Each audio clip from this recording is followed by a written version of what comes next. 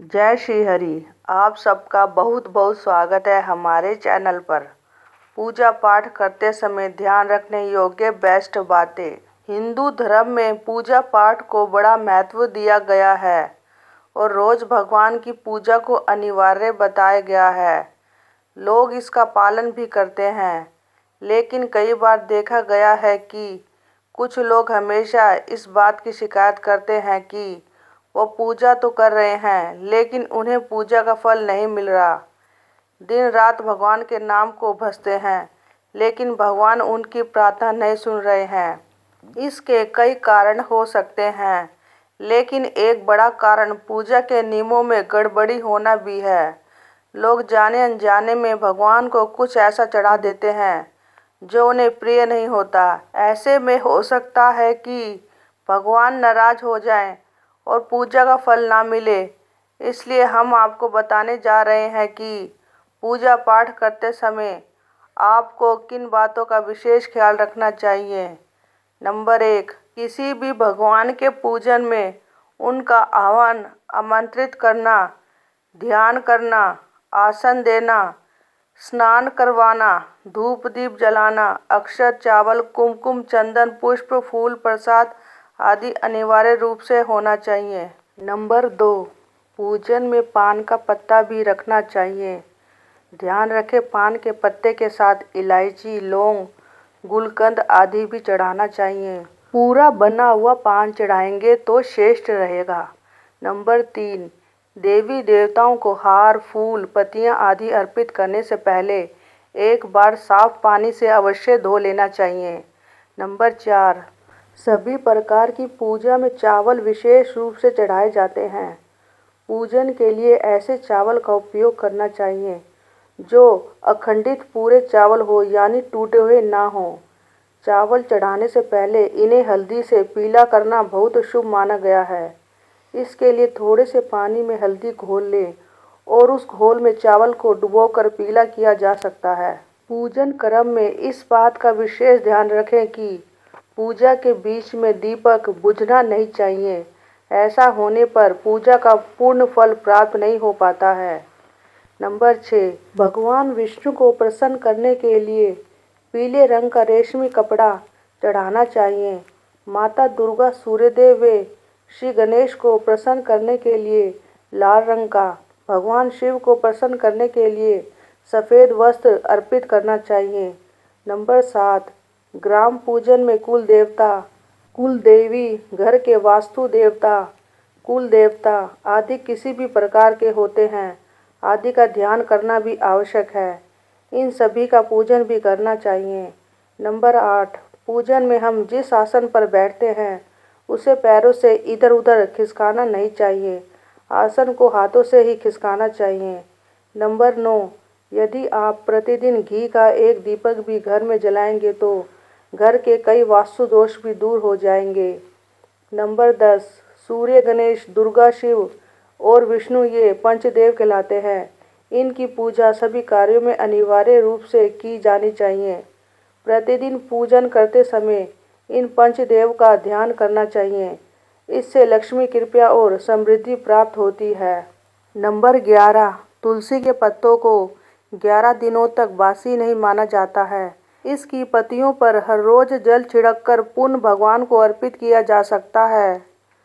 Number 12, दीपक हमेशा भगवान की प्रतिमा के सामने लगाना चाहिए। कभी कभी भगवान की प्रतिमा के सामने दीपक न लगाकर इधर उधर लगा दिया जाता है, जबकि यह सही नहीं है। नंबर 13, घी के दीपक के लिए सफ़ेद रुई की बत्ती का उपयोग किया जाना चाहिए, जबकि तेल के दीपक के लिए लाल धागे की बत्ती श्रेष्ठ बताई गई है।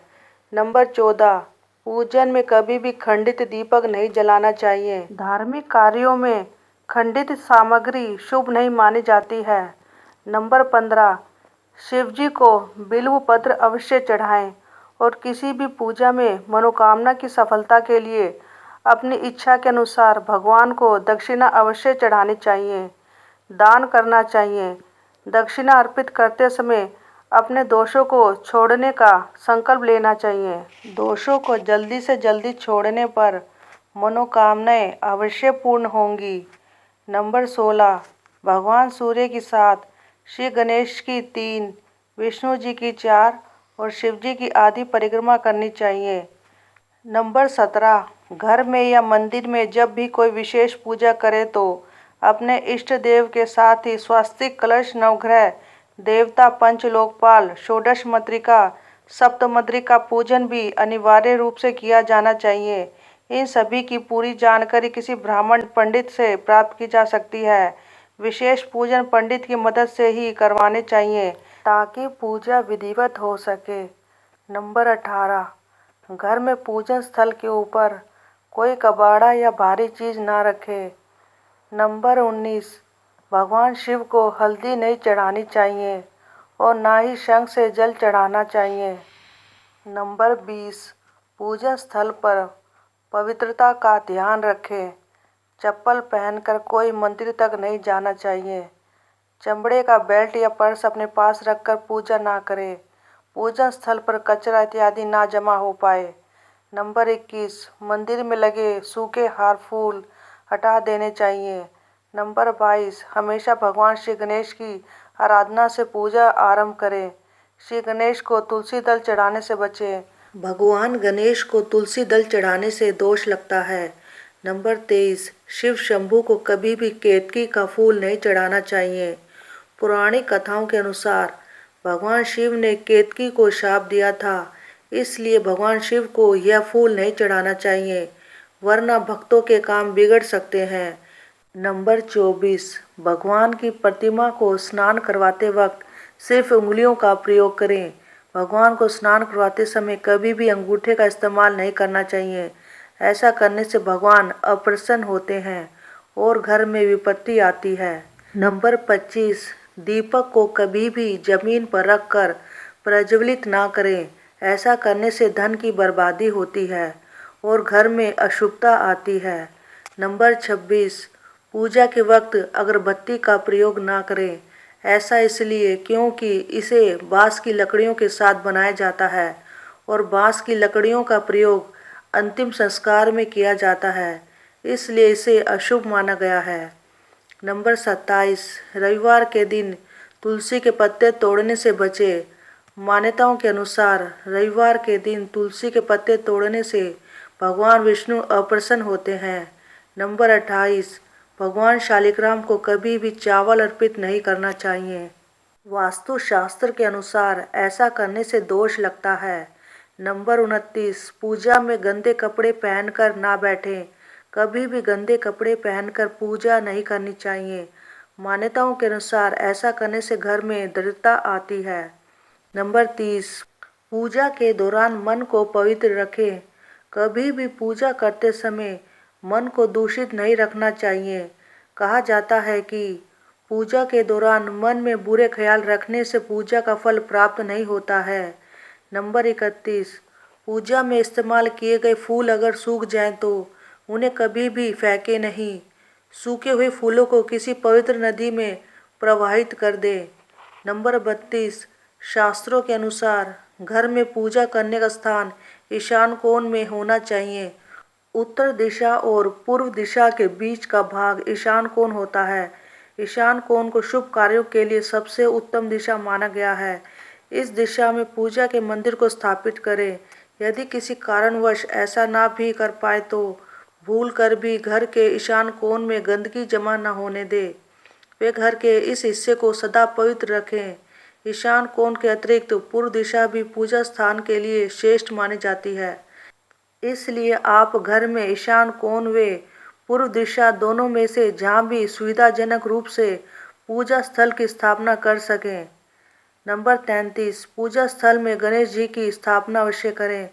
इसके लिए एक सुपारी पर लाल धागे मूली को लपेट लें और कुमकुम से तिलक कर एक कटोरी में थोड़े चावल रख कर स्थापित करें।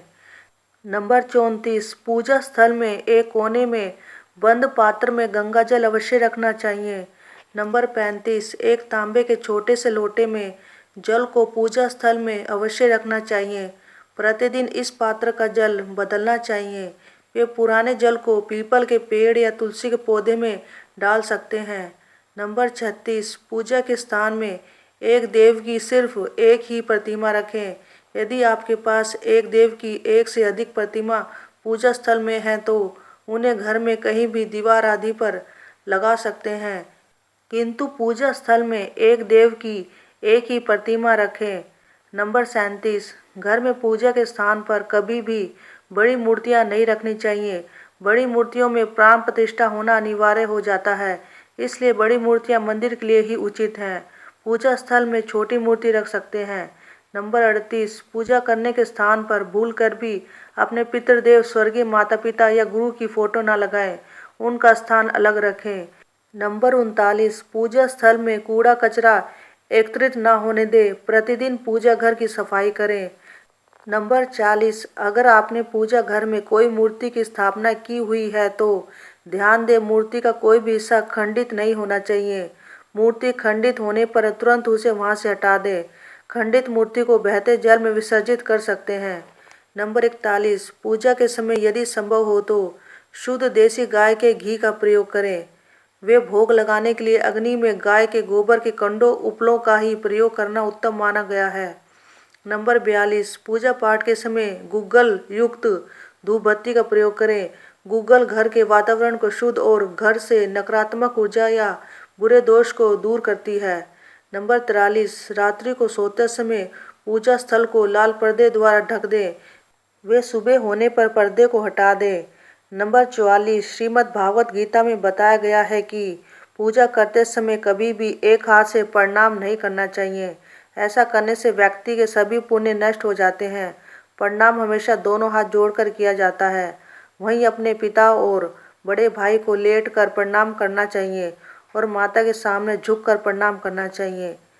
नंबर 45, शास्त्रों के अनुसार जप करते समय हमेशा दाहिने हाथ को कपड़े से या फिर गोमुखी से ढक कर रखना चाहिए। जप के बाद आसन के नीचे की भूमि को स्पर्श कर पूजना चाहिए। साथ ही यह भी ध्यान रखें कि कभी भी कोई वस्तु या फिर दान बाएं हाथ से ना करें। इसके लिए हमेशा दाहिने हाथ का प्रयोग करें। नंबर 46, पुराणों में चरण स्पर्श करने का भी विधान बताया गया है। कभी भी ऐसे व्यक्ति के चरण स्पर्श नहीं करने चाहिए जो सो रहा हो।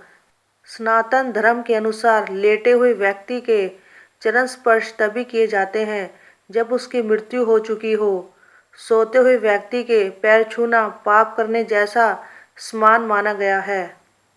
नंबर 47, पूजा करते समय भगवान को फूल चढ़ाना शुभ माना जाता है। कुछ फूल देवी देवताओं को विशेष रूप से प्रिय होते हैं और फूल चढ़ाते समय इस बात का ध्यान रखना चाहिए। जैसे दुर्गा माँ को लाल और भगवान विष्णु को पीले रंग के फूल चढ़ाने चाहिए।